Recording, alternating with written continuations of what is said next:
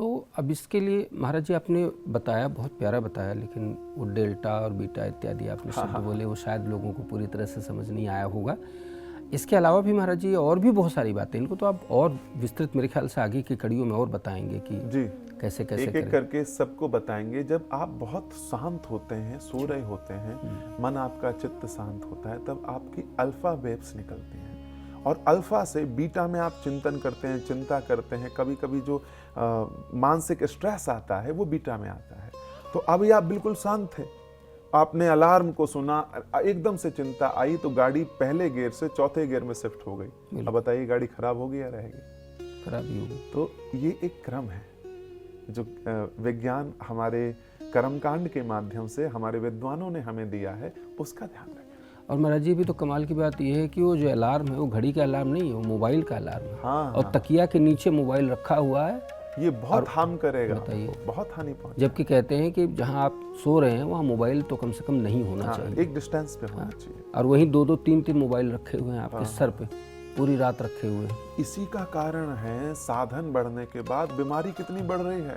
Pharmaceutical जो व्यापार है वो बढ़ता जा रहा है। इसका सबसे बड़ा कारण ये है कि तुम्हारी दिनचर्या अव्यवस्थित हो गई है। हम कैंप करते हैं लोगों को 3 दिन के। अब वृंदावन में जो कार्यक्रम हो रहा है, हम लोग उसमें कथा या यात्रा तो कराएंगे, ये भी बताएंगे आपकी कौन सी दिनचर्या होनी चाहिए। जड़ी बूटियां भी इसे शुद्ध की जा रही हैं, उनको अभी से अभिमंत्रित किया जा रहा है। जो पहले वैद्य होते थे अभिमंत्रित करके औषधि लाते थे, फिर उस अभिमंत्रित औषधि को कहते थे मेरे कल्याण के लिए, मेरे ग्राहक के कल्याण के लिए, मेरे रोगी के कल्याण के लिए मैं आपको लेकर के घर आना चाहता हूं। पहले जाकर उस औषधि से निवेदन करते थे, इतना प्राण, इतना जीवंत औषधि को मानते थे। फिर उसको लेते थे, मंत्रों के माध्यम से उनका घर्षण होता था।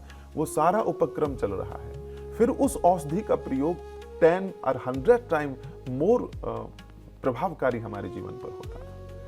तो ये सारी व्यवस्थाएं कर ली गई हैं। तो ये कब से कार्यक्रम है महाराज जी? ये 5 जून से 11 जून अधिक मास में वृंदावन में सब लोग उपस्थित रहेंगे और उस समय थोड़ी थोड़ी इन औषधियों का प्रयोग करेंगे।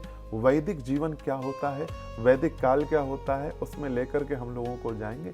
7 दिन में जीवन चमत्कृत रूप से बदलेगा। महाराज जी ये तो अवसर है सभी, अगर आप आज्ञा करें तो मैं लोगों से प्रार्थना करूं कि सभी लोग उस कार्यक्रम में उपस्थित हों।